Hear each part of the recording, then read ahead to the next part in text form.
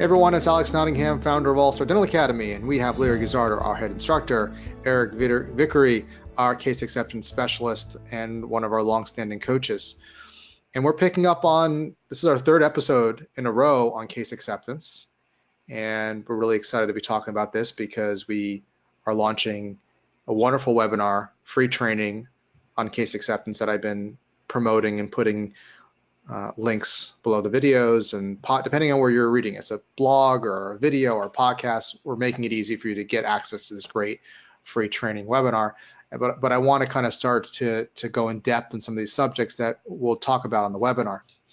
So for today, we're talking about dental case acceptance and the 5 steps to increasing treatment acceptance, or what we call at All-Star Dental Academy, our 5 R's. So Eric, show us a little picture of your phone because he had his up from the course he was preparing. There you can see he's logged into his All-Star training. And Eric, you only have one checked off. You better keep... Well, I screenshot it a long time ago. So, oh, yeah. Okay. You're doing your homework.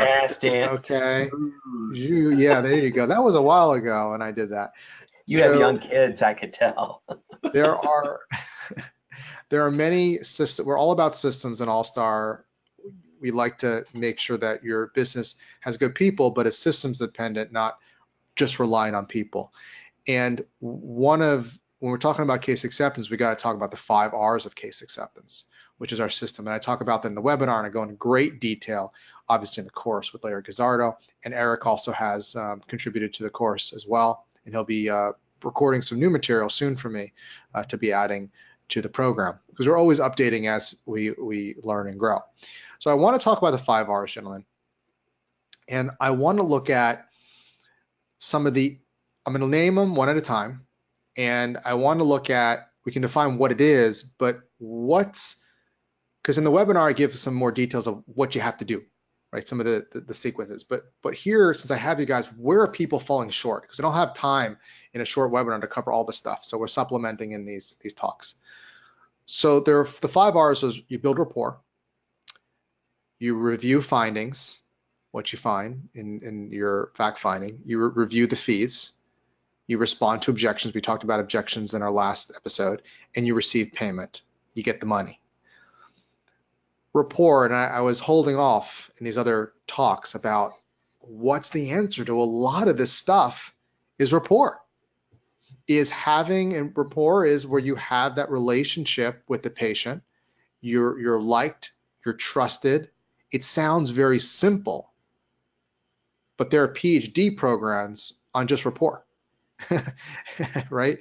And there are best-selling books on just rapport. It's all rapport. If you like someone, you know them, you trust them, you're there, right? So if you like them. If you like them. And that's why I think sometimes we confuse being friendly with having rapport. Right. It's not the same. How about those Braves? Ooh, having some heat we're having. We're being friendly. You haven't developed rapport with that person. That's a good point. It's not, and you can't script it because it's fake. It sounds fake. It's something, it may not even be words that you're saying. It could be your presence, your attitude. And you can't fake rapport for very long. A little bit, but that's, again, back to manipulation. But then you pay for it later when they figure out you're a fraud. But for most people have a rapport meter or a way to sense what you're around. Well, so, you can't assume that we're closer than we actually are. That's right. Where people sniff out, hey pal, back off. You know what I mean? I'm not that much of your friend. Really, in rapport, we just want the patient to like us enough to be honest. Right. To feel like I'm in the right place, like I could trust these people. But yeah, if we try to assume a level of intimacy that it does not exist, they will resist it. We're not that good of friends. And actually, it's not a patient's intention to become your friend. And so the whole process, the patient experience, that's why I'm going back. We really want to avoid the myopic view and monolithic view of how to train and how to perceive the practice. It's an entire machine and organism. And from the very beginning, from the phone call, from your marketing, from everything, we want to be building that rapport. And it's a journey, a patient journey. Okay. And like Larry said, you can't just fake it, or I'm just going to figure out rapport when I get to case acceptance and be nice and fuzzy because I want their money. Right. Yeah, Larry does a absolutely. great, for those, we have to put it up again. Larry, he has a great video on how not to do it. We call it the Unpatient Experience. It was a great program that Larry did. All right. So these episodes are short, so I want to get right to it. Okay.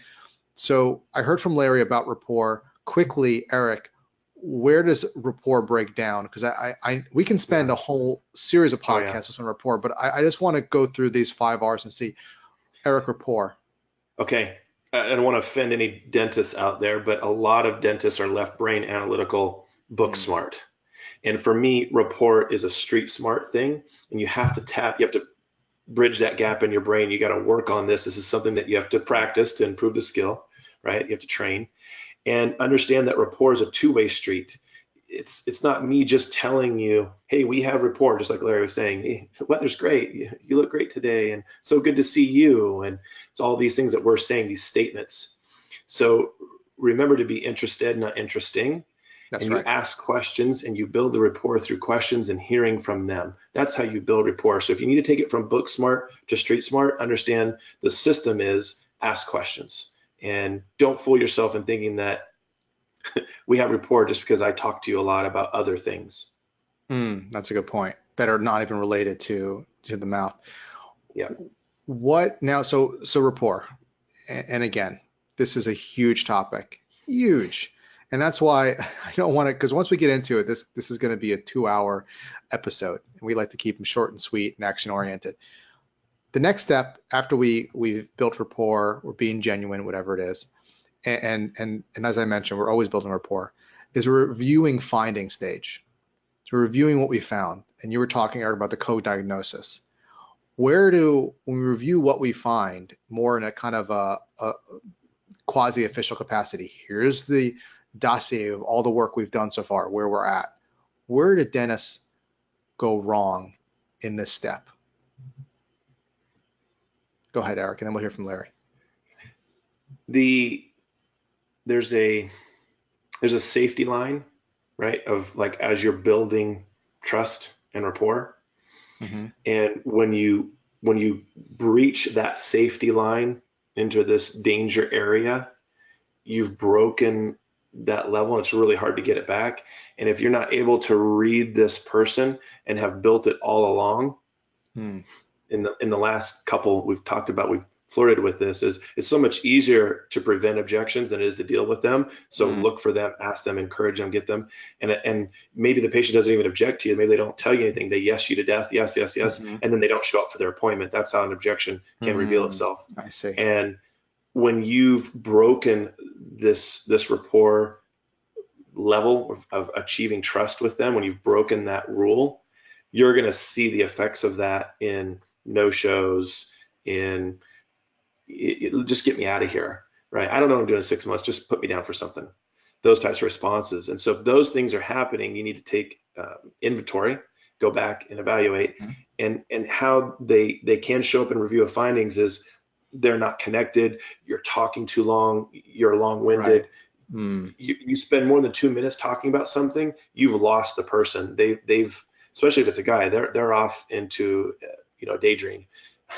And so if you've done a good job of co-diagnosing all through along, the review of findings should be pretty direct and make sense to them. And they're not surprised. They're just what Larry said in the last head. episode. Oh yeah, not being I remember surprised. that. Yeah, okay. Remember we talked about this tooth here, and it should just continue. And then ultimately, it's people are buying for their reasons, not your reasons. So your prelude to all of this is, you told me that this is important to you over here. That's why I'm talking to you about these problems here, because of how those are connected and how one will interfere with you achieving what you really said you wanted. So for example, I used last time, Alex, your grandfather lost his teeth and you told me you didn't want to lose your teeth as well. That's why I'm concerned about your gum disease. And you connect and that these makes two sense to the recommendations you put out. They're not surprised at all. Everything ties together the story. Yes. Larry, how about you with when you review findings? What do you find is the biggest hurdle or pitfall? One of them, and there's a lot of things, but for this podcast, I'll say the findings usually are not done in a private setting, you know, so the patient feels comfortable asking questions and things like that. And then to go along with something that Eric said is we use a lot of jargon because we think it means that we're smarter because we use big words. And we have to remember that words that are not familiar to a patient are not friendly. And the problem with us today is when you lose them, or excuse me, when you confuse them, you lose them. And they don't come back because in our culture, people think it's perfectly acceptable to say, I have no idea what that guy just said.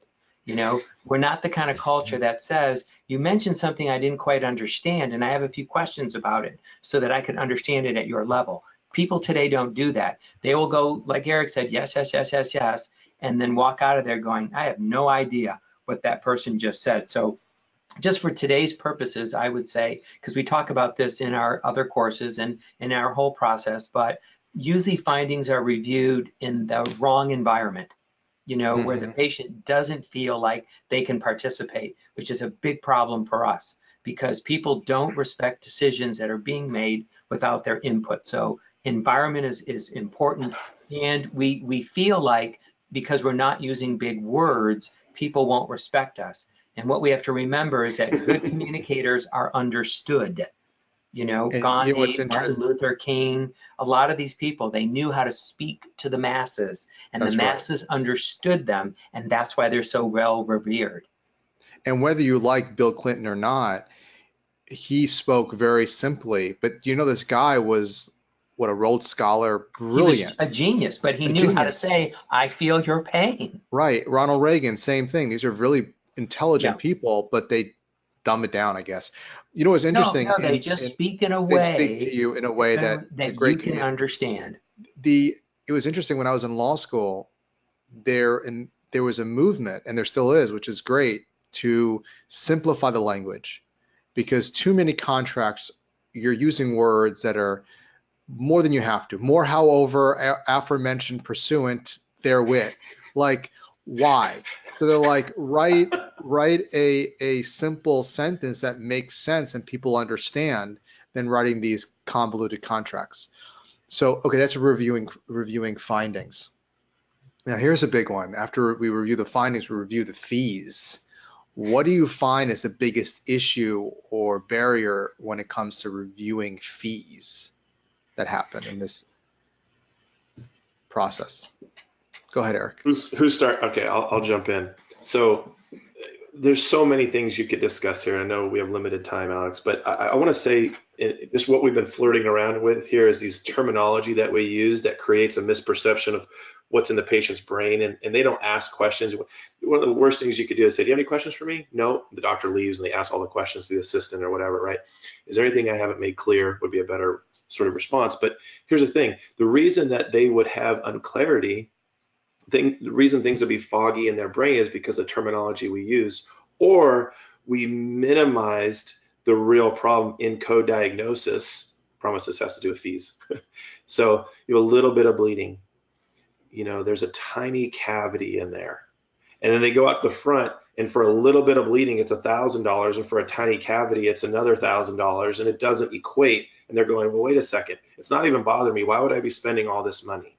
And now your fee process and reviewing fees becomes a real complicated process when it didn't have to be in the beginning. So first of all, I'll say is watch your terminology that you're using in co-diagnosis, that it doesn't screw up your fee process and you're reviewing your fees.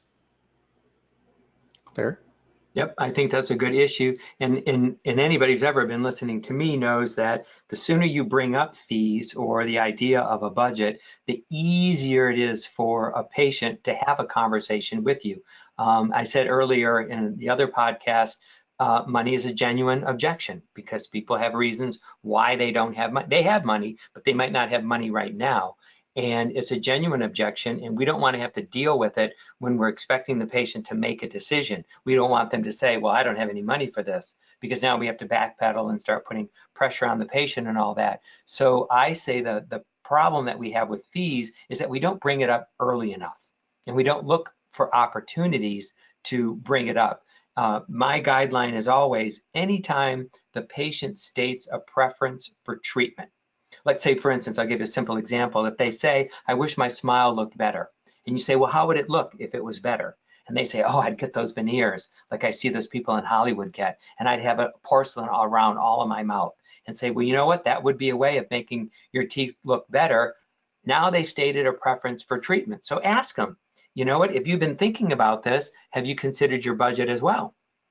You know, because dentistry is always, it's never as much as people think it's going to be, or what they expected they would have to pay, because it's so much more complicated than everybody's anticipating, you know, because there's a lot of other things that go into it. So my point is don't be afraid to bring up the fees as early as possible. You might be in the initial interview with the patient before you've even started doing your exam.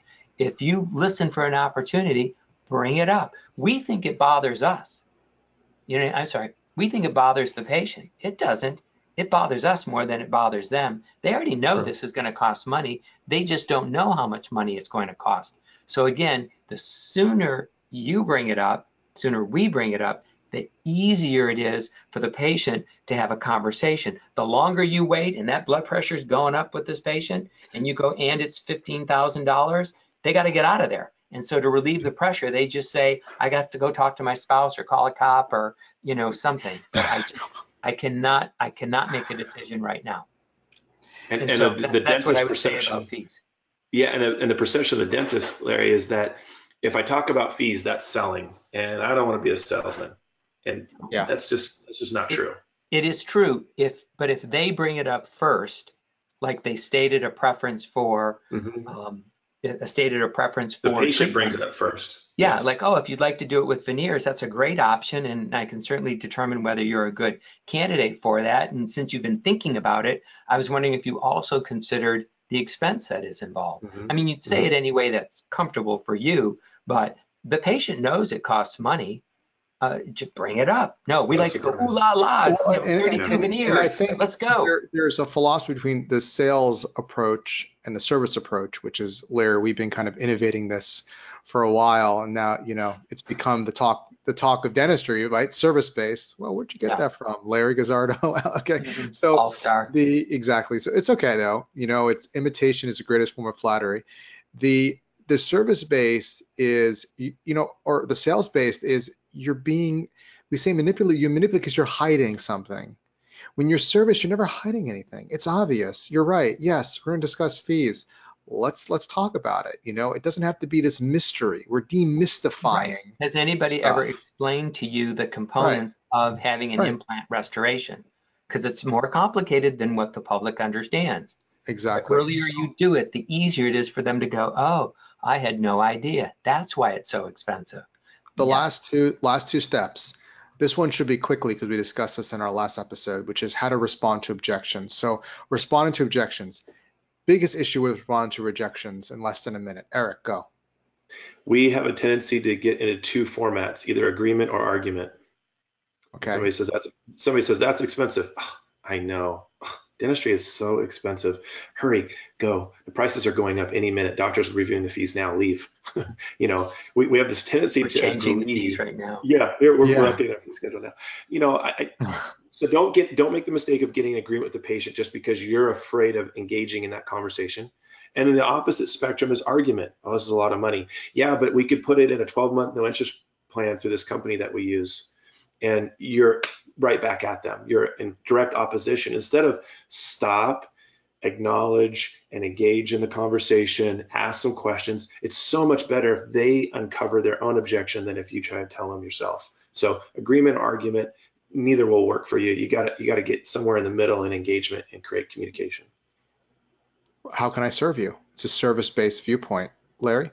Yep, and I would say that you have to develop a mindset that you should expect an objection.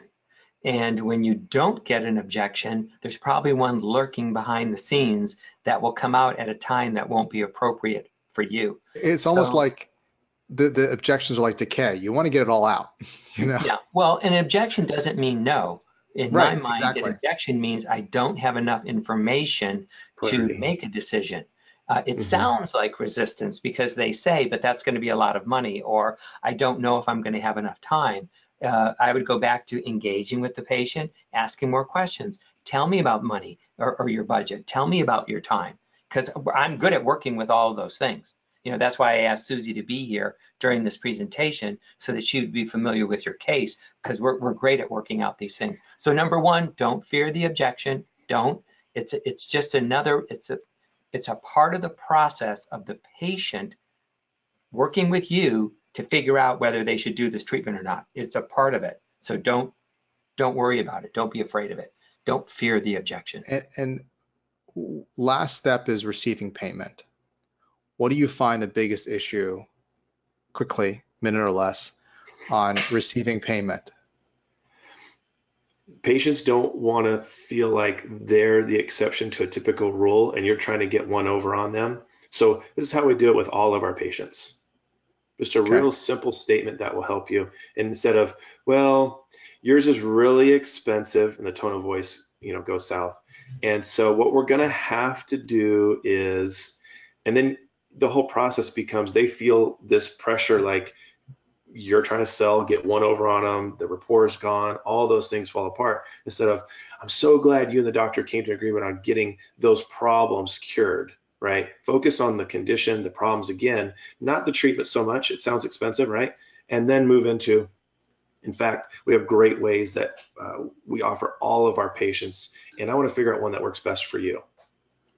Yep. And so I would just follow up with, because you should have plenty of options for people to be able to pay for their treatment. And so I'm still a big fan of asking the patient, when you have an invoice like this, or you're presented with a fee like this, how do you like to pay for it? Chances are whatever their answer is going to be close to what you can already do. So give them the choice, and just say, how do you like to pay for things like that? If they need more time than the length of treatment, that's going to be our third party financing option. If they need less time than that, like if they can pay for it while they're being treated, we can do that in-house. But we teach courses on these things as well. So I would say, if we don't let them feel like they're in control of how they're paying this bill, then they're going to resist us. Excellent, gentlemen.